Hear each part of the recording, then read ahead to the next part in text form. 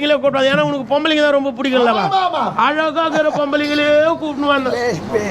கூப்பிட்டுன்னு வந்து நாட்டியம் என்ன, உனக்கு பன்னீர் என்ன, மாவில தோரணங்கள் என்ன, குளோப்பு லைட்டுகளையோ எம்மா கொல்லையா செலவு. பன்னீர் வாசனை தெரியுமா?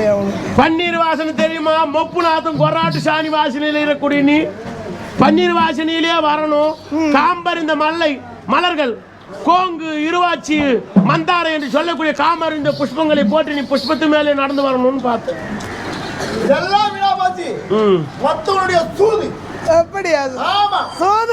நான் ஒன்றும் செய்யவில்லை. தூதுவனாக வந்தவன் நேரா வரப்படாது என்றுதான் தங்கி வந்தேனே தவிர. என் தம்பி வந்தான் நமக்கு சொல்லி விட கூடாது ஐயா. அவனிடத்தில் தெரிவித்தேனே. அவனை கேவலமா பேசிக்கிறேன். நான் ஒருபோதும் ஒருவரையும் கேவலப்படுத்தியவனே கிடையாது. அப்படியா? நான் எப்படிப்பட்டவன்? தங்க முடி அணிந்த எங்கும் புகழ் படைத்த,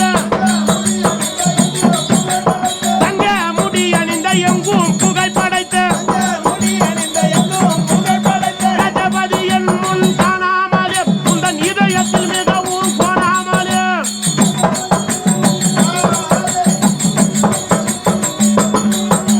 இங்கிடம் இல்லாத வீட்டில் விருந்துண்டு இங்கு வர காரணம் உதாரணம் என்ன சொல்வாங்க? நேற்று தினத்துல கிளம்புன. எப்ப கிளம்புன? நேற்று தினத்துக்கு கிளம்புன. வாங்கி துன்ற விதுர வீட்டுக்கு போயிட்டு வந்திய அறுபதா உனக்கு பெரியவர் உன் சிறிய தகப்பன் தானே. அவரை தாழ்வா சொல்லுது ஒண்ணு கேளு. என்ன இது? என்ன ஊர் இது? பெருமைக்குரிய தாய்நாடு பாலாபுரம். இந்த பாலாபுரத்துக்கு யாருன்னா பெரியவங்க வராங்கன்னா, ஒரு கலெக்டரோ ஒரு பிஏபி யாருன்னா வராங்கன்னா யாருக்கு முதல்ல அறிக்கிடுவாங்க? இந்த நாட்டு அரசு பஞ்சாயத்து தலைவர் சுருக்கமா எடுத்துக்கலாம். யாருக்குன்னா அறிக்கை எடுக்கணும். அதை தவிர்த்து ஒன்னுத்துக்குமே யார் சொன்னாலும் என்னாண்ட வந்திருக்கணும். என் தம்பி கையில் சொல்ல 99 தம்பிமாருக்கு இருக்காங்க.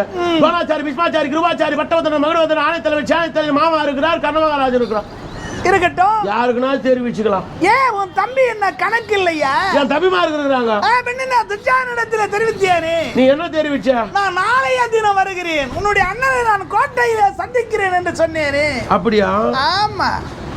அதை தவிர்த்து நான் வீசி அடிக்கக்கூடிய சாதத்தை விசிறி அடிக்க பொறிக்கு தோன்ற காமனா